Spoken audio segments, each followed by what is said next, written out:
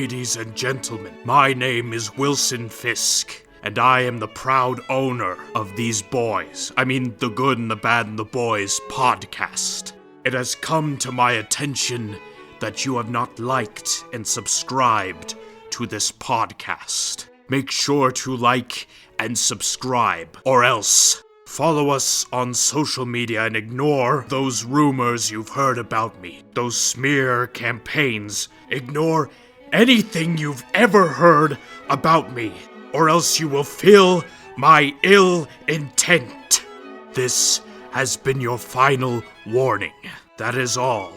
Enjoy this art piece, brought to you by the boys. Thank you, and enjoy.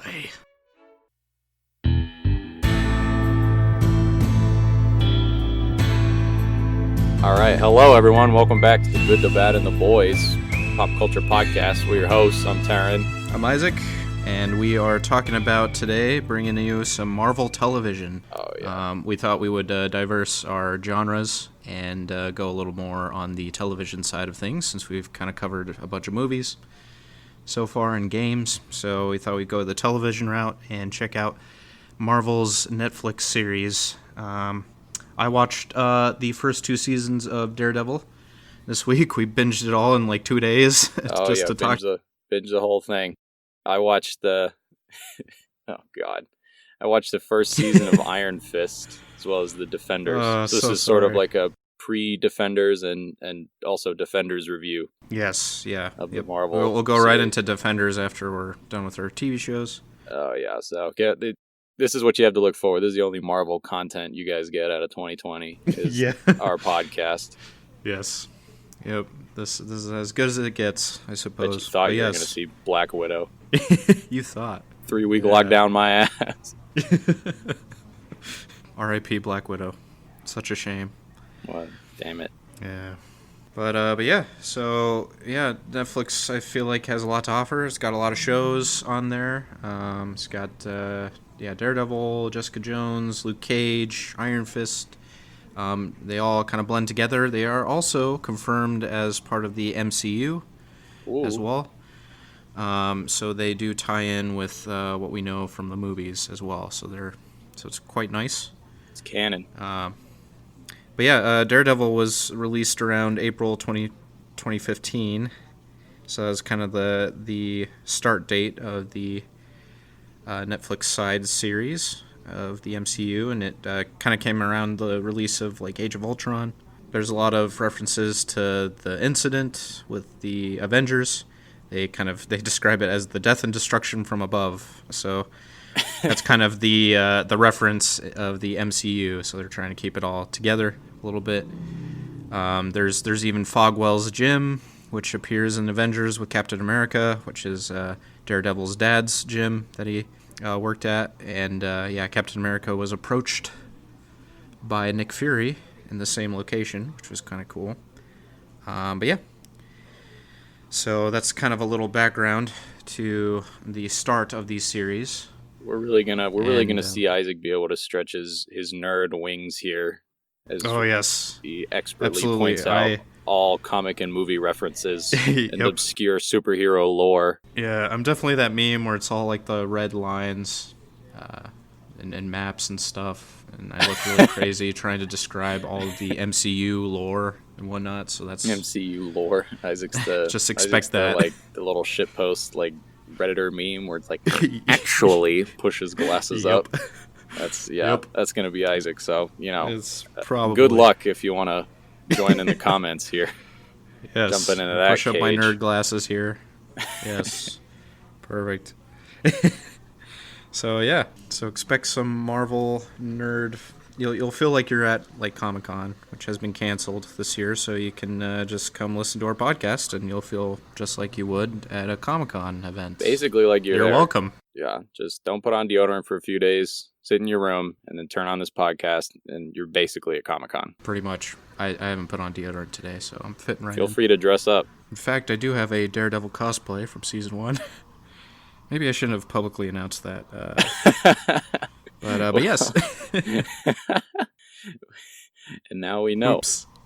Now we know. Secrets are revealed. I am Daredevil. Wow, the world's shittiest Daredevil.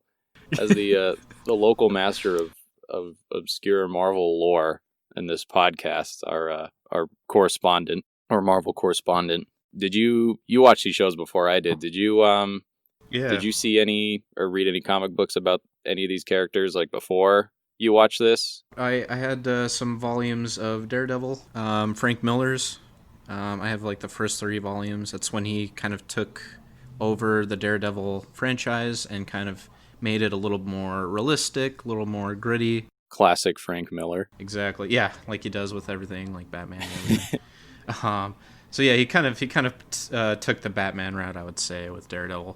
Really great key points in those 3 volumes about Elektra, about the Hand, about Elektra's resurrection, and also there's a really great graphic novel too that I picked up a little later, and it was The Man with No Fear, and that kind of that has his more season 1 outfit, and it kind of the season 1 really follows that background story of his. Even season 2's flashbacks with Elektra as well.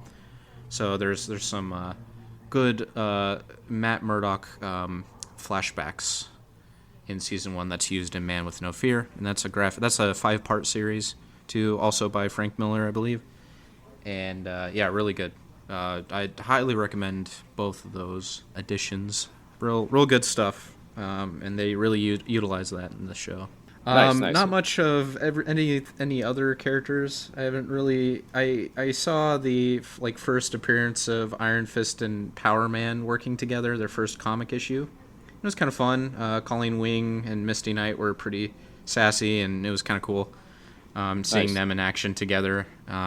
Jessica Jones, I did hear rumors about it, and the Purple Man, and it's way worse in the comics than what they show in the show.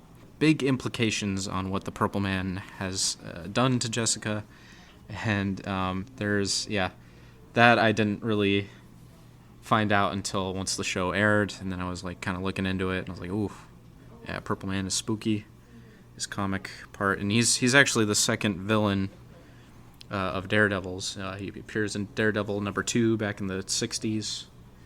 Same powers of manipulation, people's minds and whatnot.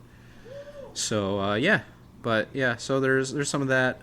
So that's kind of how I was introduced to Power Man, Iron Fist, Jessica Jones, and Daredevil. So that sounds like a much better introduction. The first time I saw Iron Fist was in a Wii game, a Spider-Man game for the Wii. Yeah. It was Spider-Man, Friend or Foe on the Wii. It's actually pretty lit. Foe, okay. I was like, who's this ninja? I think I played that at a friend's house. Yeah, I was like, that was pretty funny. It was like 12. I was like, who's this white-ass ninja? Who's this white-ass ninja? Oh, yeah. First Daredevil encounter, probably the Ben Affleck movie. So not a lot of hope for that character going into this. Yeah, I remember glimpses of it before watching the first 2 seasons. And yeah, that was... I mean, we didn't really know any better back in the day, but like... It was just what we had, but yeah, it was pretty bad. All we knew was CGI front flips. Yeah, CGI, right. There's so many CGI. The 2005-ish CGI front flips. I'd never heard of Jessica Jones before this series, and the only mention I saw of Luke Cage before this was like some meme taken from a comic where he like mugs Doctor Doom in his own castle. Oh, probably is trying to collect from Doctor Doom, I'm sure, because that's really Luke Cage's like main thing, is trying to get money for his deeds or whatnot. At least in the comics. In the show, he's a little more tame with that. He's kind of like, I'll just, I won't take advantage of people. I'll just do what I got to do. But it would be nice to get some income from it. But yeah. But a bit of a mixed of background on these characters and how we learned about them. But I guess let's just jump right into their show counterparts. I say jump right in 9 minutes into the video. But all right. Sounds good. Well, should we go through the chronology of... In order of release? In order of release, Daredevil, Iron Fist, and leading into Defenders. Take the audience through. Good. Sounds good. Alrighty. All right, so Daredevil. Good. What are your thoughts on him? How does he match up to the his Frank Miller counterpart? Also his Ben Affleck counterpart. I want to hear a good I want to see a Venn diagram of similarities and differences. I'm sure you have prepared. Ben Affleck's, yeah. I'll try to remember the Ben Affleck one. I try not to. I try not to. Yeah. No, it's great. This show really services the heart of Daredevil. Really services Frank Miller's vision above all. And yeah, it's just really well done. But yeah, this takes place around the events to after Avengers, the first one. It takes place just before Age of Ultron. So it's around the Guardians of the Galaxy 1 and 2, because the first two Guardians are back to back in the timeline. So it's like during kind of around those events of the second one at least. So just before Age of Ultron is starting. Season 2 of Daredevil is just after Age of Ultron 2 and just after Ant-Man and Jessica Jones the first season as well. Also, Endgame is referenced a lot in this show. So I was like, oh, is this a little foreshadow to Endgame? They had it all planned from Daredevil, I guess. No, I don't know. So this is some time, with season 1 is some time after the Avengers invasion. It's kind of a perfect opportunity for Kingpin to kind of get his hands on the development projects and kind of operate his criminal activities in a, vulnerable state or vulnerable city in Hell's Kitchen there.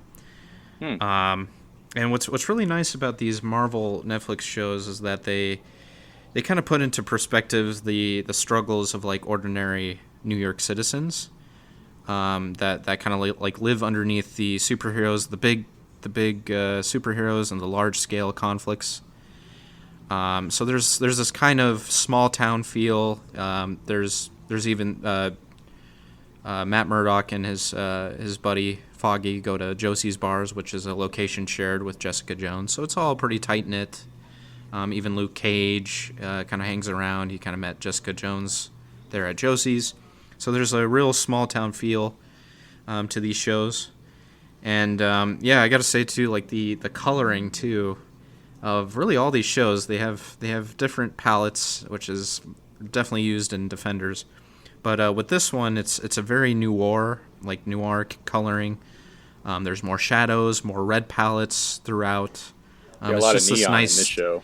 Just like neon, lighting, a lot of backlighting and what's the word? Silhouetting with Daredevil and all that. Yeah, for sure. It's very much that. Yeah, there's some vibrancy to it while also underlined with shadow.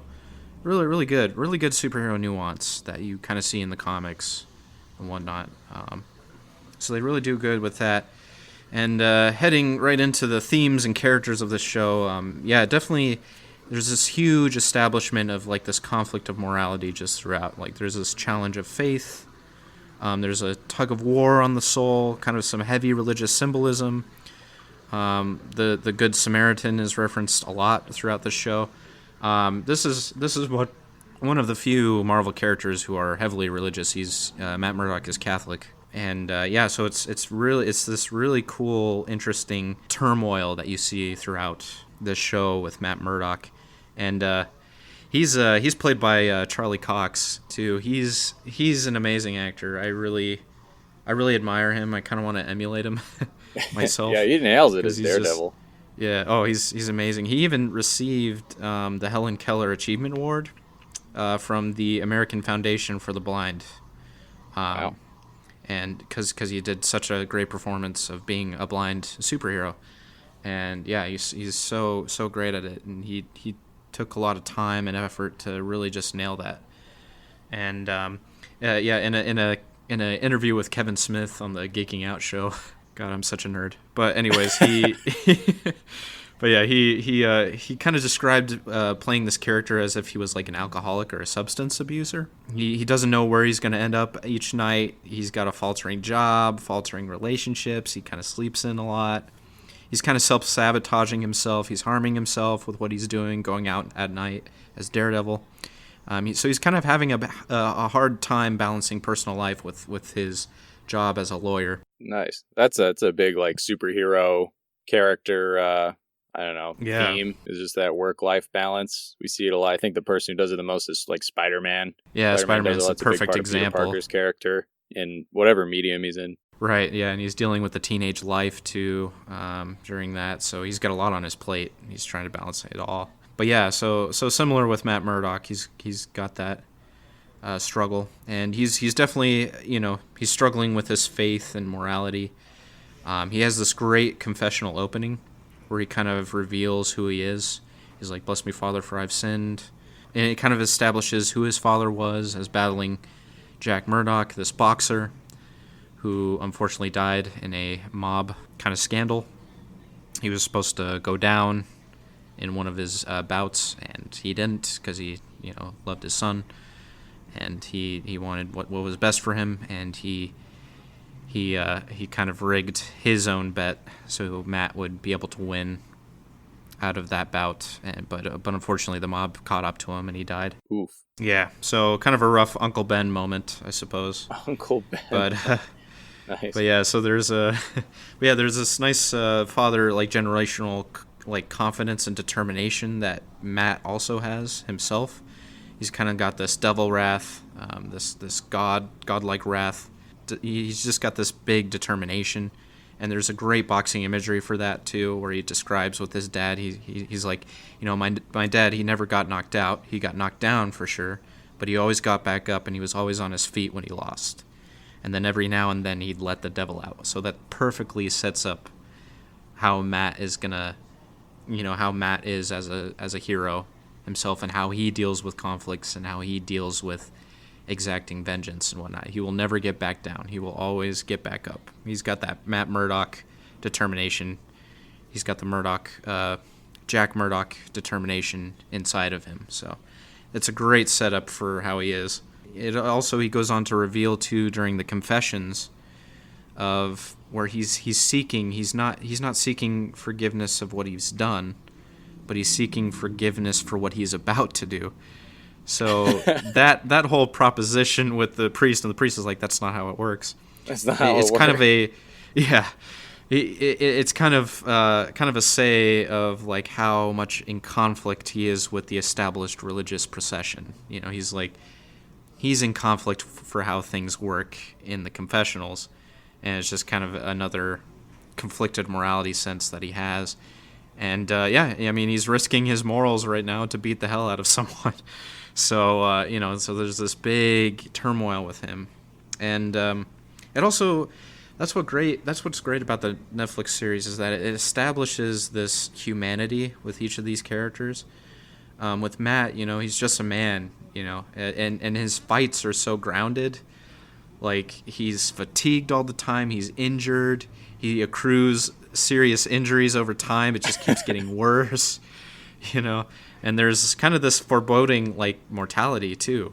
There's this future mortality that he's kind of facing. And it just gives a nice realism to each of these characters because they all kind of deal with the same things. And he's just a man, so there's this grounded realism. But what kind of makes him more special is his heightened sense with his blindness, because when he was a kid, he saved someone from a car accident, which chemicals spilled onto his eyes, and he became blind. But it actually heightened his senses even more so than what he could see in the past. So he can't see anything, but he can sense things that are. He can sense everything from taste, smell, location, anticipation of movements. He knows what move you're gonna make. So yeah, he's got this awesome heightened sense, and there's kind of a conflict too, symbolism with that. He's blind, but yet he can still see. So there's still that conflict with him, and there's just this sign of tenacity and determination to survive with his senses and with how he fights. So there's just this tenacity within him, determination of that Murdock. Nice. I like the addition of his conflict of faith in there as well, and how that counterbalances his superhero life, where it's a little more than just the generic, right. Oh, I'm a superhero, but I'm also a regular dude. It's what he thinks is right and what he's been taught to think is right are two separate things, and he tries to find a balance between them. Mm-hmm, and he doesn't. He does a shit job of it. Yeah, he really does. Yeah, it's very back and forth with him. Very tug of war. Very all over the place. With how he does that. But what you said about the blind thing, it reminded me of an interview that he had during the casting for the Han Solo movie. Did you hear about that? How he botched his audition? No, what? Oh, really? He was up for Han Solo? He was up for Han Solo, and no way. He botched his audition because he was acting like a blind guy. Oh my gosh, he was so ingrained in his... That's what he said. He's method, man. He must be a method performer, because that sucks. Yeah, so he was just acting as if he was like a blind Han Solo walking around during an audition. Gosh, that's tough. He's like, I forgot to use my eyes. I forgot. Is he now just typecasted as a blind person now? I think he just typecast Daredevil. Oh, man. Well, I'm kind of glad he wasn't Han Solo. He doesn't really look like it. I'm sure he could... I mean, he's a good actor. He probably would figure it out. But I don't think he doesn't really... He doesn't look like Han Solo, though. So, I don't know. But yeah. And... yeah, so there's good, great fighting. There's some like rain fights too, kind of like represents his cleansing of a city, which is kind of nice. And the long hallway scenes, the best scenes, fighting scenes I've ever seen, ever. The long takes, the Daredevil long takes. Yes, and they happen in each season. Season 1 is in his, season 1 outfit. Second one, he's in his Daredevil outfit, and then the third one, he's actually Matt Murdock battling in a long scene take. It's really cool. Isn't there a Punisher one too? Well, there's not. Oh yeah, there is a Punisher one. It's not one long take. It's kind of, there's a bunch of jump cuts in it, but it's kind of the same thing.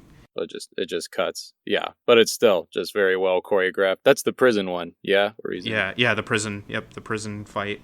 Really, yeah. The choreography in this show is just absolutely amazing.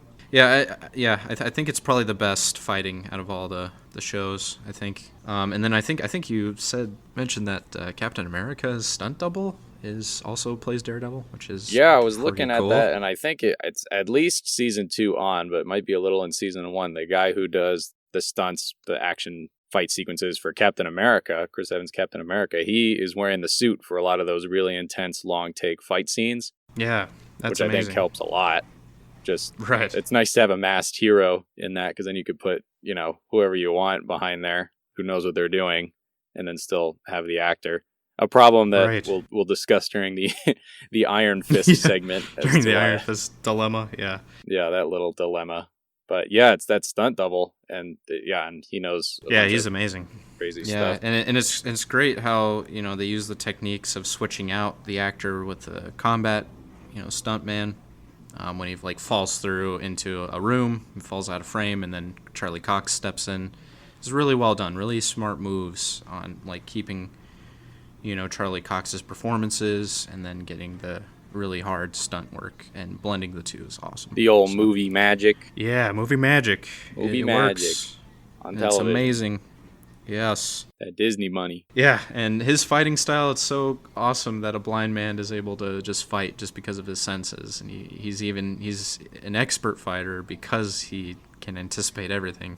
So doesn't need to see for any of that. And nice. How do you think the show does framing that, and just sort of getting creative with the choreography and showing, how he uses his senses? Yeah, That's a great point. Yeah, there's a lot of really cool movements that Charlie Cox does where he cocks his head. He kind of, you can tell he's listening, and he's trying to he always has his head down a little bit downward, so he's not using his eyes. He's using his other forms of sensories, and it's really cool how just when something's about to happen, he has this nice flinch that he anticipation flinch of his. That's really cool. So you can tell he's alert. He's kind of like an animal, really. He's he's got this nice perception, and just his moves are spectacular too, thanks to his training with stick. And he understands and anticipates the movements, heart rate. He understands what others are about to do. And it's just really cool. It's really, they do a great job with his senses. But also, Matt is a little plagued, too, by his senses. And there's this overwhelming sense of injustice around the city. He's had a hard time shutting out all the noise. And he had to kind of train himself to focus on details and certain noises and stuff. And Yeah, he describes his vision. They only show it once of how he sees the world, of this impressionistic painting of a world on fire. And you see it with Claire. You see kind of this weird, morphed, fiery outline of her. Yeah, it says world on fire. And he always has like red glasses as well that he wears. So it's kind of like he sees through this red, fiery lens, which is great. So it's very subtle. I'm sure his Catholic ass isn't misinterpreting any fiery related imagery in his head. Definitely not. Yeah, exactly. Yeah, which, needless to say, yeah, it definitely pulls into his devil imagery. Yeah, no wonder he wants to run around and beat the shit out of people. Yeah. He's seeing a world on fire. Yeah, it's a world on fire, yes. Kind of like Marvel's Batman, really. I would say. He doesn't have the old sensory deprivation tank like rich-ass Ben Affleck Daredevil. Oh, yeah, I forgot about that, yeah. We all want to forget about that. Yeah, it's not this like echolocation that they use. They make it way more symbolized and way more, it's just way better with the themes that they're going for. They actually know what they're doing this time when they make the show. So, it's quite nice. He kind of lays down to the foundation of the show with this great courtroom speech. I think it's one of his first things with Foggy. He kind of just sits there listening to the jury, making sure it's not rigged, with their heartbeats and whatnot. And they, he just says, sorry, I'm preoccupied of late with questions of morality, of right and wrong, and sometimes the delineation between the two is a sharp line. Sometimes it's a blur. So there's like kind of a conflict within the confines of judicial law with its own errors too. It's not able to exact total justice. And isn't that kind of his motivation to become Daredevil? Because he was a public defender? Yeah, public defender, right? Yeah. And there's just he's not liking the justice he's seeing in there. Exactly, and that's kind of a point he makes too. He's like the character of the person, like who this character is, because he is defending a Kingpin henchman, pretty much. So he's like, hey, this character, who this character is and who they are, it doesn't matter here. It's irrelevant.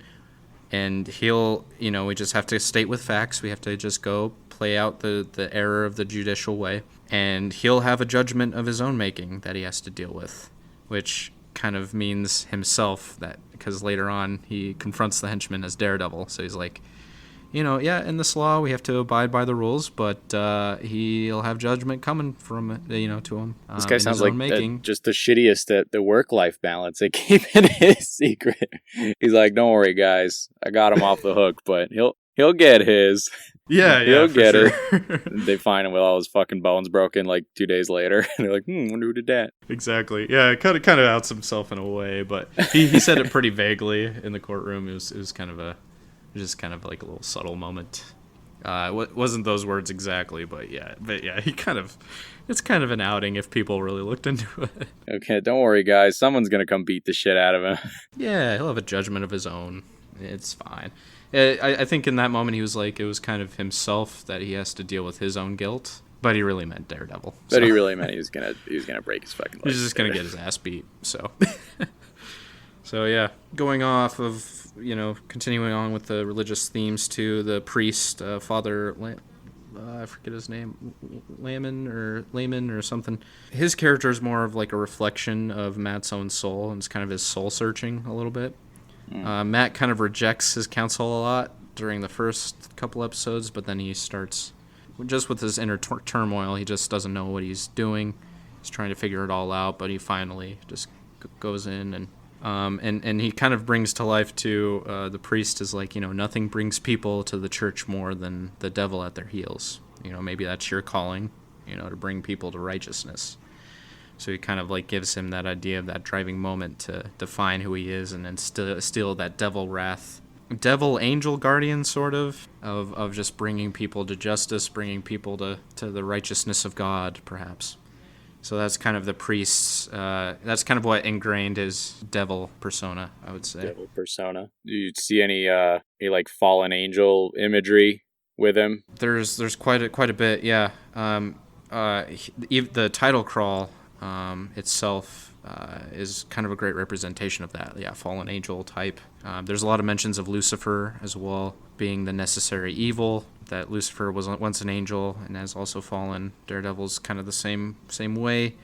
He's battling with his own angst and sins of the past and his dad's sins. And the title crawl's great. It's a great representation of all of that. There's kind of like this blood spilling throughout the title crawl. This blood-spilled outline of the Lady Justice, the blind Lady Justice, which you could say is like the blind charade, which, you know, could like state how there's judicial error and blindness to some of the injustices. But with Daredevil, his whole thing is that he with his sensories, he can kind of look into the soul of what eyes can't see. You know, because he always is doing the heartbeat senses. He always knows when the truth is. He's looking into the souls of the people in that way, looking into their hearts. Great representation with that in the title crawl. Nice. Was all this in like Miller's comics? All these like themes and the sort of symmetry between his physical state and his like ideology? Yeah, there is a lot of that. A lot of church cross imagery. A lot of red, a lot of blood imagery as well. In the comics, he's not so heavy on the religious side, but there's still that undertone, and I think that's what eventually Miller just takes off with the more of the religious symbolism with fallen angels and whatnot. So so there's a little bit of that in the comics, a little bit more prevalent, I feel like, in the show a bit, and also going into. There's also this like kind of blood spilling in the city too that you see. You know, it's kind of like it's kind of the blood of the innocents being trampled on by criminals. And you know, it's just this whole concept of blood must be spilled in order to deliver justice. Yeah, and there's also the church is in blood as well. It's another turmoil of Daredevil, his deeds versus his faith and what's right by law and whatnot. So there's a lot of there's a lot of that blood imagery in the opening, which is great, and even the end credits too are in legal font too. They're like Times New Roman, so it's like kind of some good subtle details.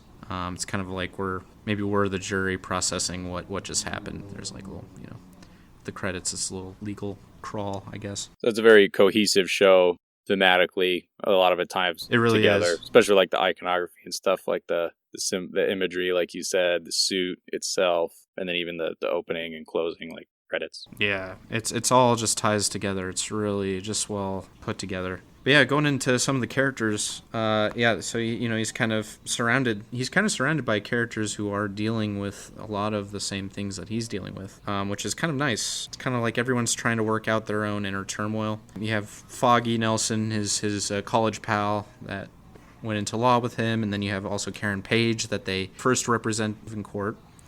And they're kind of a representation of the city and the family, and maybe even like I would even go with like the brother-sister mentality that Daredevil is like trying to protect, I guess. And they all have like this ambition to like kind of just deliver justice. You know, they're pretty definitive against evil, no matter how tempting, for the most part, I would say.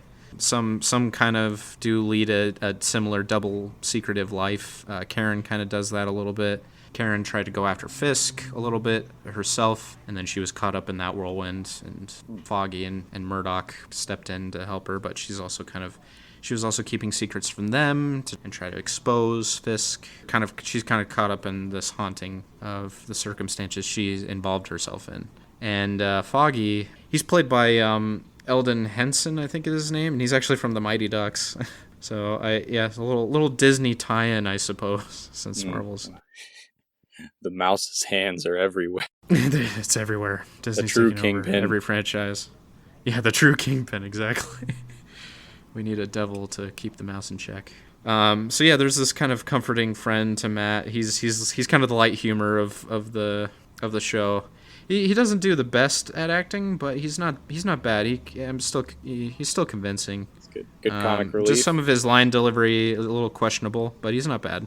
But yeah, so he kind of tries to console with Matt with this Thurgood Marshall quote, which is a pretty good quote. It's like, we must dissent from apathy, we must dissent from fear, because America can do better and has no choice but to do better. And Foggy is just trying to get him to not be so hateful and fearing, and leave it up to the law, and as they agreed as partners to do. So he's trying to bring him and center Matt a little bit, and but he also has a moral dilemma too about the career path he's chosen and kind of the income of the firm, because he's like, we're not really making any money. And maybe we should have stayed with the past firm that we were at, even though they were a little immoral, and they're dealing with some Fisk Kingpin stuff too. But he also sees a bad alternative in his ex Marcy, who grew up or went to school with him, and he kind of sees what she's become in that law firm, and so there's kind of this nice reflection there with him. Yeah, going back to Karen too. She's played by Deborah Ann Wool. She's hot.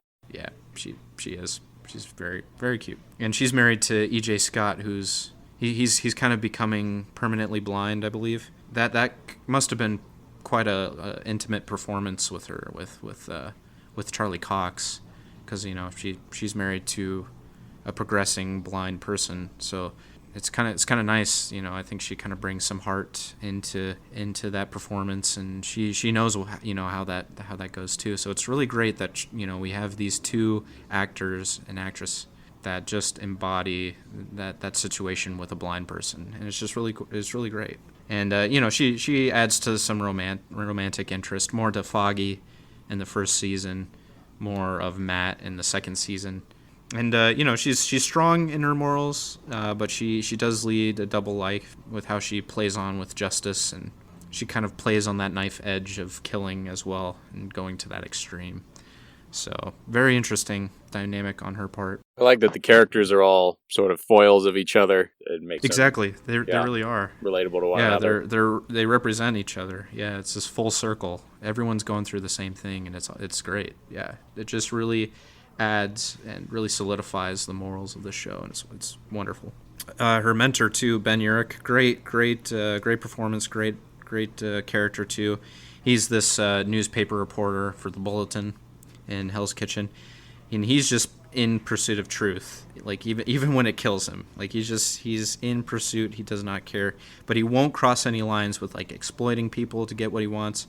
So he's just a very stable man, and he's just it's kind of sad seeing like the downfall of his own news source.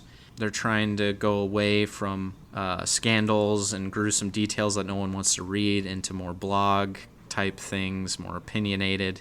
I don't know, it's kind of a reflection of what media has come to nowadays as well. And he almost gives into it too.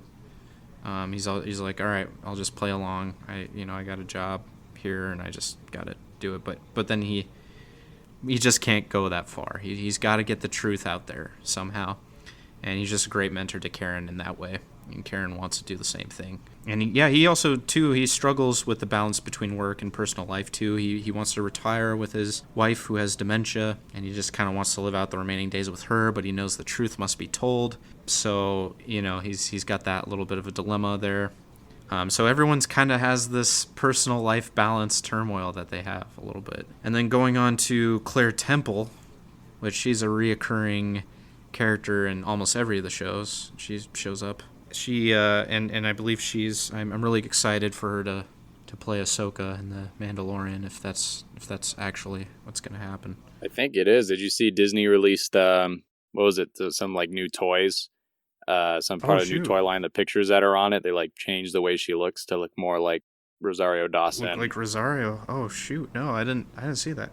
Oh my god, you'll have to send it my way. Yeah, I'll have to send that. Dang, that's pretty cool. Some leaks, some super, fucking Reddit watching Star Wars nerds are like, I saw a picture on the back of a box of a toy that's not yet released of Ahsoka Tano who looks more like Rosario Dawson than the animated one. Dang. Seems legit. And, I make fun of him, but I knew it. I knew the same fact. I saw it too. I saw the same thing. Yeah, I'm excited. We might see her in a couple days. Who knows, with the Mandalorian out. It's going to be awesome. True, we might. Which is amazing. Yeah, she's a great actress too. I think she's great in every season. It seems like Iron Fist, she's just a shoo-in. She is a little ham-fisted into Iron Fist. She has fun with it. Yeah. She brings the sure, charisma. but there's no reason for her to be there. There really isn't. So he's just like in the dojo one day. Hey, in case you guys forgot, this is a Marvel show. Right.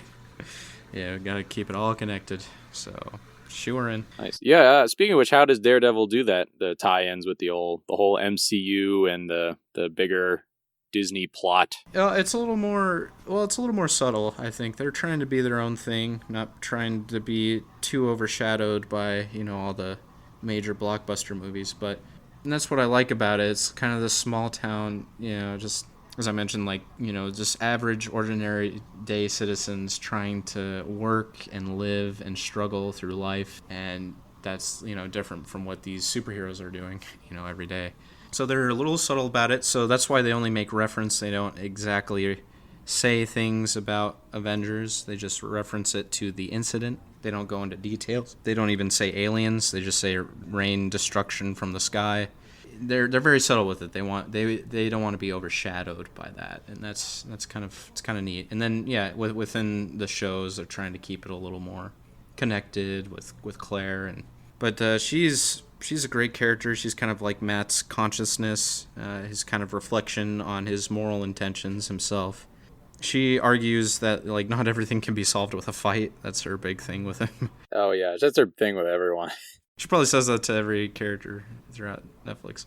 And it kind of reveals that there's this hesitation in Matt too that she sees, that he doesn't really actually seem to enjoy it. He doesn't think he's a hero. Someone always dies or gets hurt. He feels like he's just making things worse. Claire, her biggest worry is that he'll end up like a martyr or a saint that she read about in Sunday school. And they always end up bloody and alone. I like the, I don't know, sort of like the themes of like the angel and devil on the shoulder. Yeah. Like you said, each character is sort of a mentor and also someone who is also pulling them in the opposite direction. Matt has Claire to tell him to not beat the shit out of people, and Foggy has his ex-girlfriend who, he sees what she's become as that as that shitty sellout lawyer, kind of like that. And there's a lot of like the tug of war themes between good and evil going on in this show. Yeah, there's so many evil and good reflections on every character of what their good and evil potential is, and there's a lot of reflections on that. Claire's a perfect one for the reality of Matt's situation, and that gets in the way of their relationship. Claire and Matt hook up for a little bit, and because of her concerns, she just couldn't follow through with it.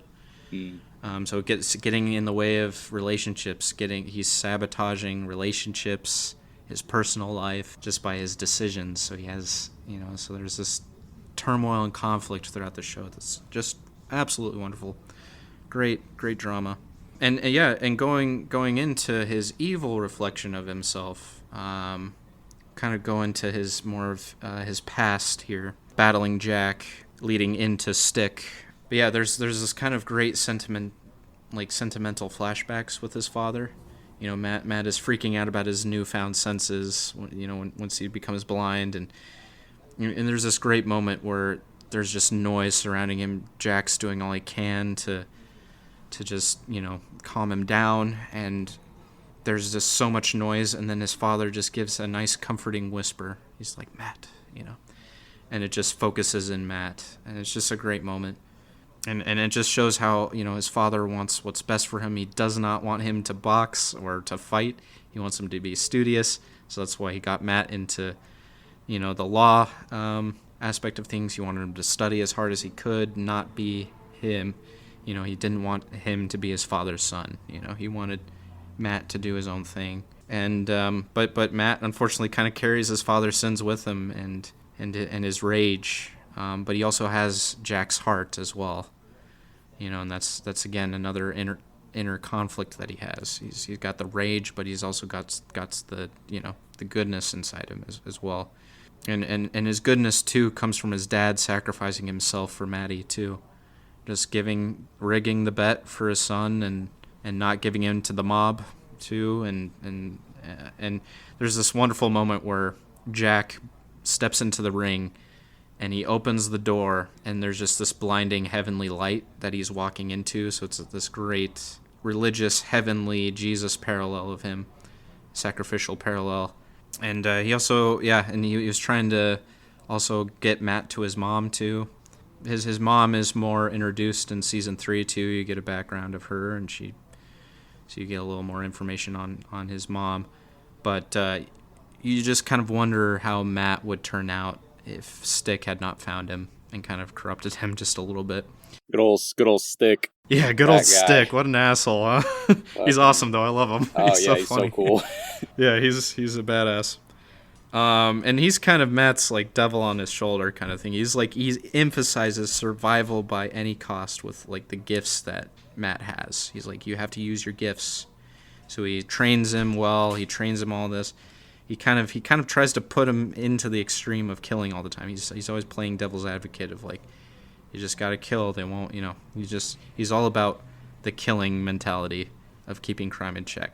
And so he's this very strict father figure and mentor.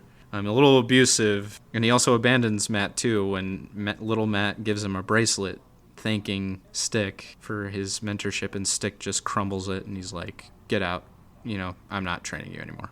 Go get away. Out. So he abandons him. So yeah, Matt had like kind of a double whammy, a double abandonment. So he's got abandonment issues, abuse from his father figure mentor of Stick. So he's kind of has this duality. He had a great father with Jack, and then he had a horrible father with Stick. So there's another conflict within him. So yeah, it's so great. Yeah, it's just Stick is so funny. But yeah, he does screw over Matt, and it just kind of changes him forever, I feel like. Yeah, Stick's a little shithead, but he's just so fun to watch. Especially what's the actor's name? Oh, I forget. Yeah, he's great. I'm not sure if he's blind in real life. Scott Glenn, yeah. Is he blind in real life? I don't think so. No. That's a great performance from him too. If he's not blind, that's great. But speaking of abusive fathers, we turn our heads to the head of the snake himself, the Kingpin. A fucking Kingpin, baby. Kingpin is so good. This is like probably the best representation of Kingpin. He's usually portrayed by a mustache twirling mobster. But this show just... or Michael Clark Duncan and Ben Affleck Daredevil. Yes, yeah, shouting, abrasive, big old dude. But no, the New Yorker this is loud. One, yeah, he's played by Vincent. I'm probably gonna mess up his name. Vincent D'Onofrio. I think it's D'Onofrio. Sure. He was the bad guy in Jurassic World. He was also in Magnificent Seven. He's a really he's very talented. He really gets the heart and soul of each character that he plays, I feel like. And Kingpin is no exception to that. So good. There's a great like anticipation build up, just like The Thing. It's kind of what it reminded me of. But like no one says his name throughout the first half of the season, but you can see his powerful and deadly influence. People suiciding themselves if they slip with his name. There's just this fear in everyone about this Kingpin, and it's just great.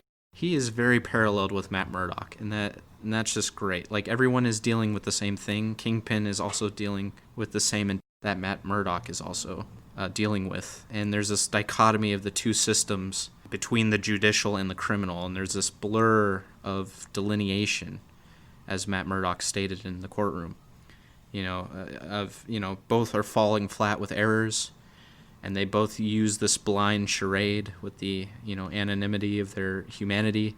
And there's kind of a big parallel between Nelson and Murdock, and then Kingpin also has his assistant, Wesley. So there's a nice parallel between the Nelson and Murdock and Fisk Wesley. So these are like the two opposing forces. Nice. So Kingpin's sort of like the personification of those blurred lines, that sort of flawed justice, yes, Matt Murdock talked about. Yeah, he's got the same conflict within him, just like Matt Murdock does, which was so brilliant. That's what makes a show compelling, is that you almost, like, I was almost sort of rooting for some of the Kingpin in some moments, rooting for Matt. And, it's like his ideas are so interesting. Yeah, it's kind of interesting. Ben Urich comments about that. He argues that there's no heroes, no villains, only like different agendas. And the priest says the devil walks among us in many forms. It does state that Fisk is kind of a representation of greed, dog eats dog kind of world. Ben Urich argues that he thinks regular working class rules don't apply to these type of people. And it's kind of very No Country for Old Men, I guess. Ben Urich kind of has the same themes with No Country, I've noticed. The Kingpin himself, he has a fascination with art. And in the comics too, Kingpin throughout tries to steal artifacts.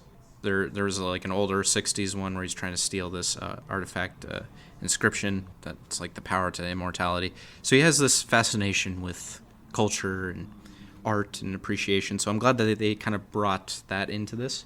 And there's this kind of twisted sentimentality with him and beauty and morals about what he thinks is right by like cleaning up his city. He's trying to wash away the filth and poverty.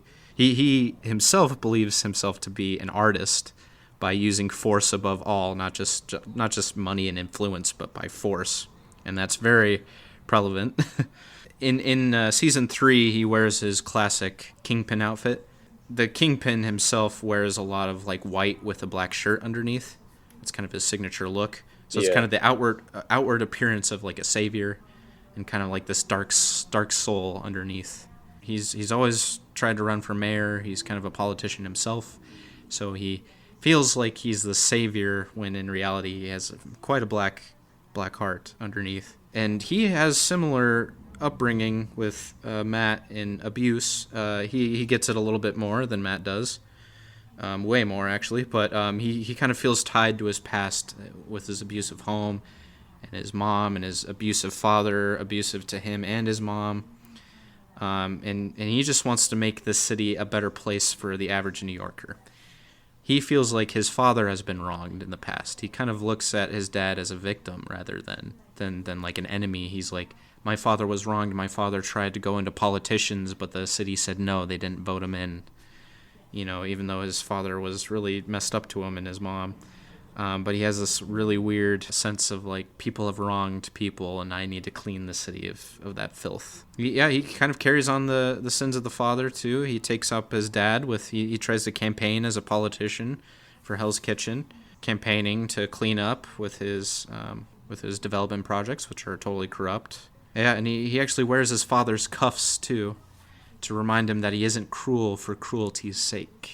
He's not his father, but he kind of carries on the lingering sins of the past, though. But he's not doing it. He's not being as cruel as his father was. He's doing it for a reason this time.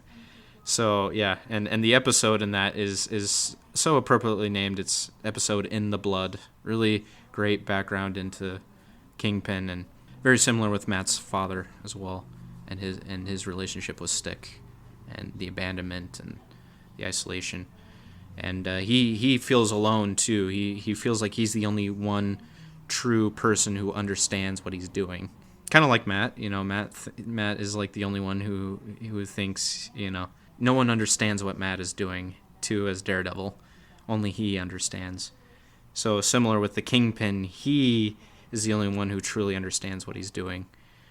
And he buys a piece of art that represents the isolation moment in his childhood. He had to stare at a wall while his mom was being abused, and that was a moment where he really truly felt alone. I feel like really felt isolated, and really felt it was all up to him at that moment. Like that, it was his isolation. He just felt he felt a sense of loneliness in that moment, where only he could do what he could do for himself.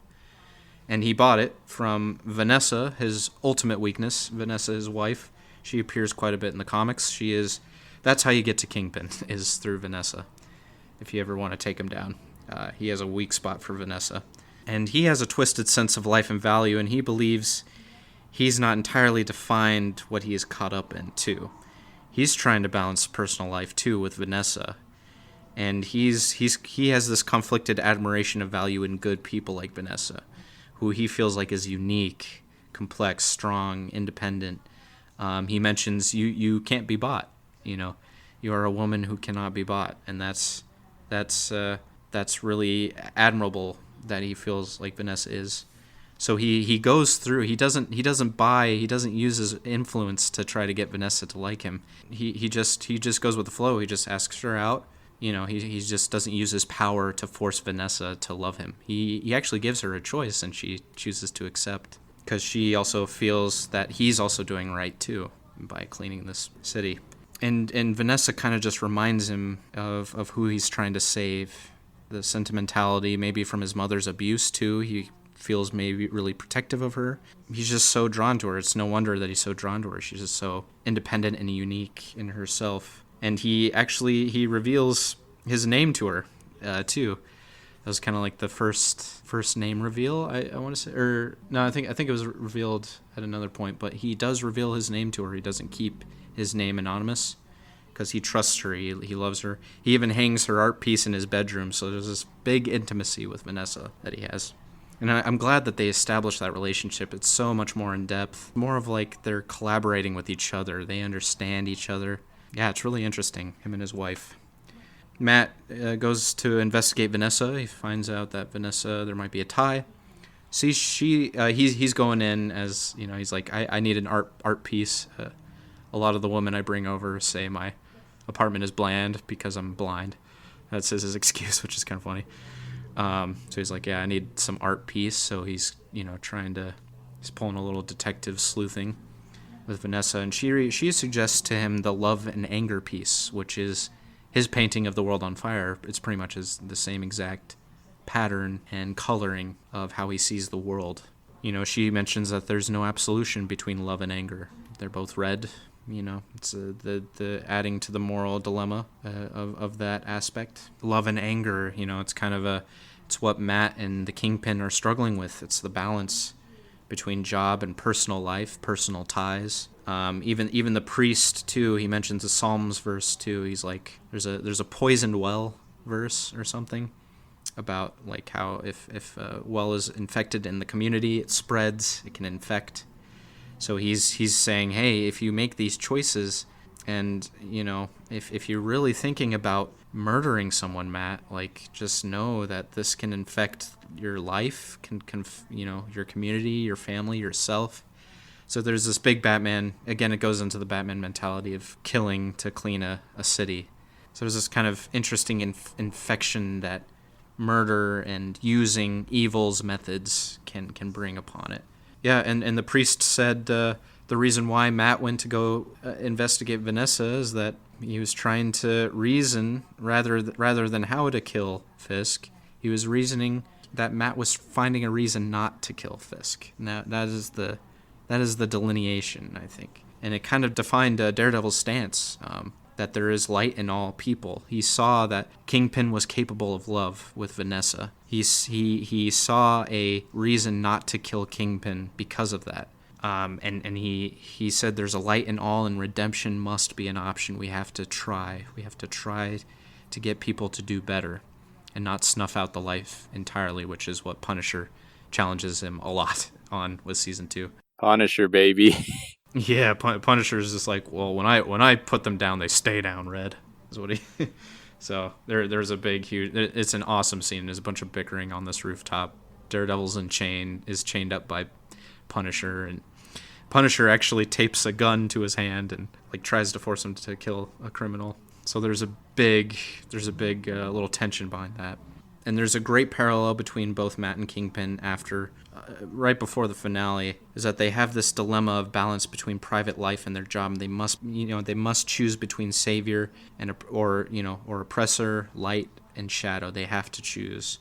And they kind of make a parallel oaths and promises. Matt, in his confession to becoming the devil himself, as suggested by the priest, giving a reason not to kill people. He has made his confession that he will become the devil himself and save all and not kill anyone.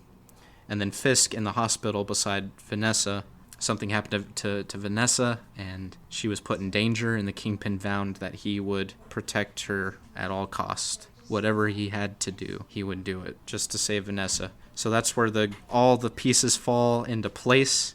That's when the Good Samaritan quote comes into play, where Fisk realizes who he really is. And he defines everyone's roles. He defines Matt as the Good Samaritan, Fisk as the ill intent upon which the Traveler was waylaid, and the Traveler itself is the city. So there's this big, evil, good, dynamic that is just established between Matt and Kingpin. And the Good Samaritan is a perfect symbolism for that. which is great. So that's why Daredevil is awesome. That sounds it's so amazing. Awesome. I think Kingpin is a fucking simp. Is what I think Kingpin is. He is the ultimate villainous simp. He's just a simp, and that's really what's killing the city. Well, and I think that's what Daredevil was really ultimately trying to prove, is that you're a villain if you become a simp. If you're a simp, you become a villain. Just know that. No, so that's the boys' final. Don't be a simp. Final conclusions on Daredevil, the Daredevil series. After my huge monologue rant, that is what I took from this. That's the conclusions. As the Bible says, something, St. Matthew's, destroy all simps. Yes. And don't be a simp. And don't be a simp. Because Jesus is watching. The fucking devil in Hell's Kitchen is watching. He's on your heels. Deliver you from symptom. Deliver the simplified justice. But yeah, that is how you get to Kingpin. So, Wow, nice. So great show. A lot going on. So much, Daredevil. Yeah. Season 2 kind of just... Yeah, Season 2 kind of deals with more of the hand. I like the mysticism behind it. It's kind of the personified evil. But, it's not as complex as the first season. And definitely not as complex. The Season 3 is probably one of my favorites, too. But Season 3 is a good one. That's for another day, perhaps. But, yeah. If you guys like this video, let us know. We'll do a post-Defenders Marvel Netflix review. Yes, let us know. And I will say too, like Elektra too kind of comes in. She challenges the same thing with Matt. She's trying to bring a dark side to Matt too throughout that. Kind of her Black Sky potential. We talking Elektra? We talking 2005 Jennifer Gardner.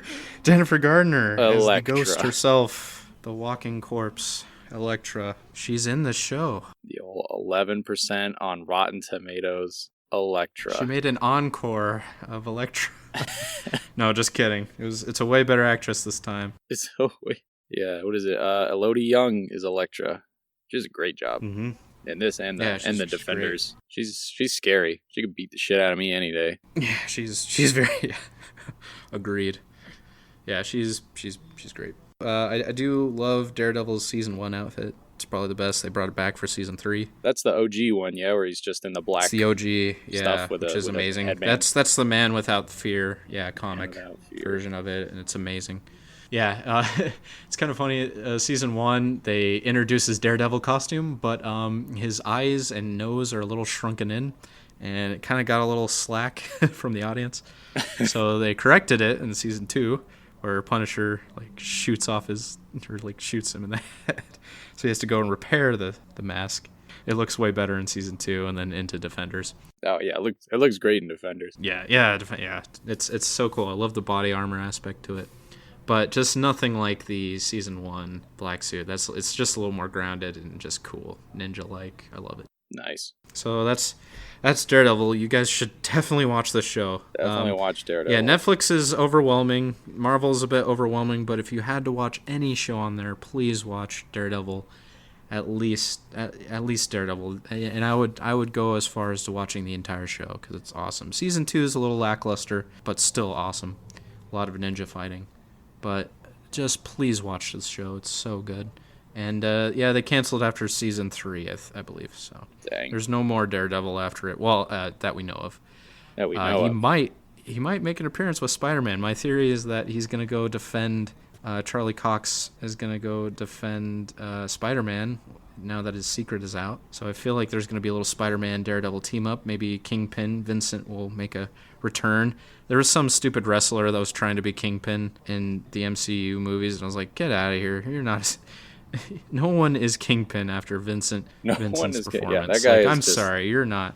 Yeah. He's scary as Kingpin. And I think it's like you said, he's not the loud... Just the shouty, muscly New Yorker. Yeah. He is right, exactly. Yeah, like the Spider-Man video game where he's just shouting at you the whole time. Oh yeah, Fist Tower.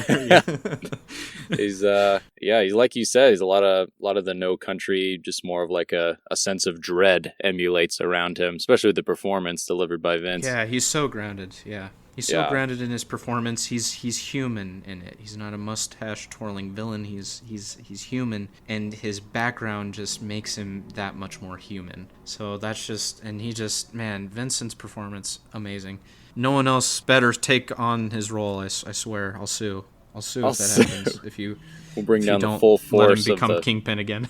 Of the good, the bad, and the boys. And listen trust. Here, Disney. This is a threat to you. This is a direct threat. I have my lawyers. Oh God!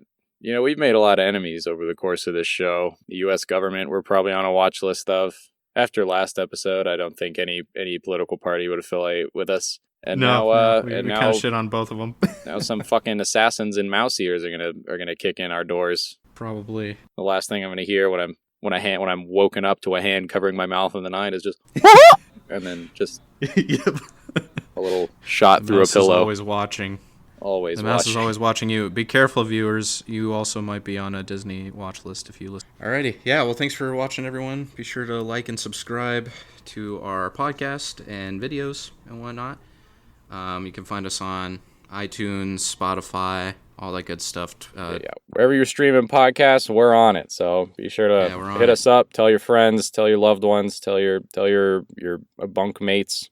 Tell your dog. Yeah, let everyone know. Let us know what you want to hear from us next. We got fun plans for December, and we do. Yeah. Let us know what you want to hear. All right. Thanks for watching, everyone. We'll see you next time. Bye. I love you. Kiss, kiss. I know it's getting a little gross. Is he fucking eating the cigar? You just put off the filter, Ed? Was it?